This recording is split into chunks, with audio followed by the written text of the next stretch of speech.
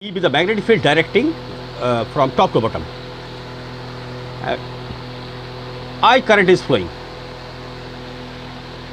I current is flowing, and length which is inside the magnetic field is L. We are not concerned with the length which is not inside the magnetic field, because the force will act in this part only. Mind it. This wire may extend up to many distance. It may go up to 4 meter, 5 meter, never matters. But the force will act only this part, which is inside the magnetic field. Mind it. And the length which is inside the magnetic field be L.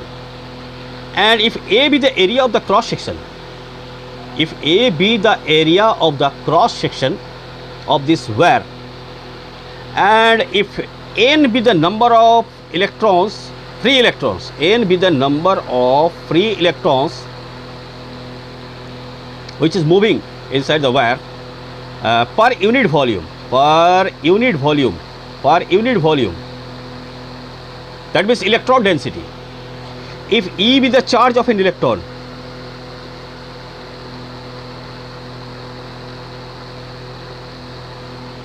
and Vd be the drift velocity, then force acting, total number of electrons Q is going to be, the force acting on this wire will be QVB, because wire is placed perpendicular to the magnetic field. So force is QVB. Q is the total charge and V is the velocity of the charge. So here for V we can write drift velocity, and for B it is B, and Q is equal to total number of electrons into charge of an electron. So what will be the total number of electrons? Total number of electrons will be capital N. We represent total number of electrons by capital N into charge of an electron, N. Clear? Now force is equal to QVB, F is equal to Q. For Q we can write N into E. N is the total number of electrons, E is charge of one electron. And for velocity, because the electrons moves in this wire with a velocity called drift velocity, and so it is Vd and B, QVB. So Q replaced by Ne, where N is the total number of electrons, Vd, P. And now see here, N is the total number of electrons. So total number of electrons should be the volume of the wire, and your volume of the wire is A into L. A into L. From the very beginning I am telling you that only we are concerned with the wire which is inside the magnetic field.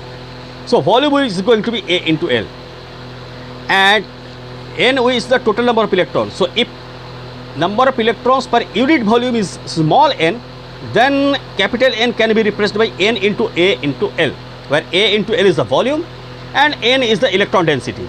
So if N is multiplied by electron density is multiplied by volume, we can get total number of electrons, and this into charge of an electron. So it is total number of electrons into charge of an electron is the total number of charge.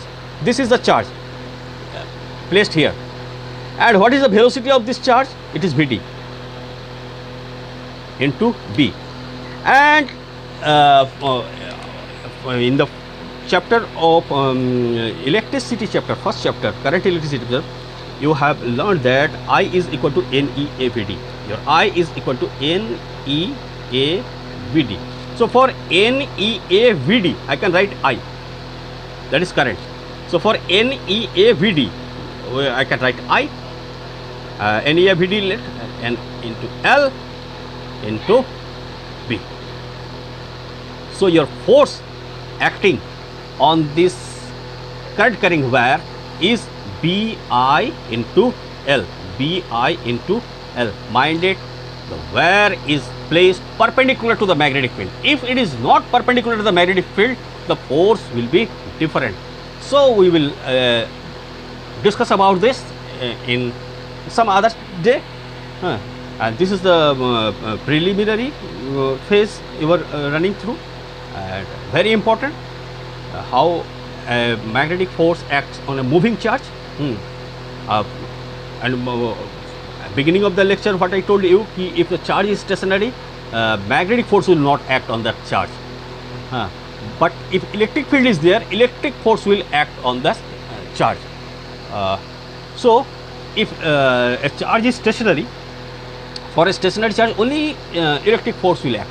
If there is electric field, then electric force will act, no harm. And if the charge is moving and if it is placed in a magnetic field, then only magnetic field will act. So, no magnetic force acts for a stationary charge. Electric force acts if the charge is stationary or it is moving.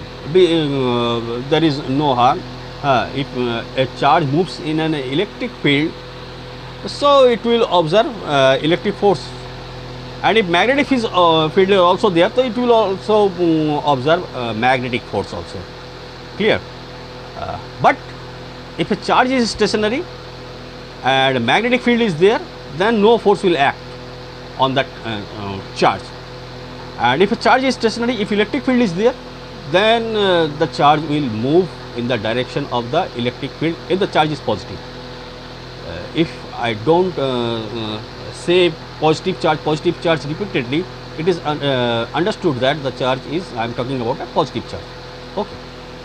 So, in next video we will learn how two electric wire, current carrying wire, if current passes through them, how the force acts between these two wires. Okay.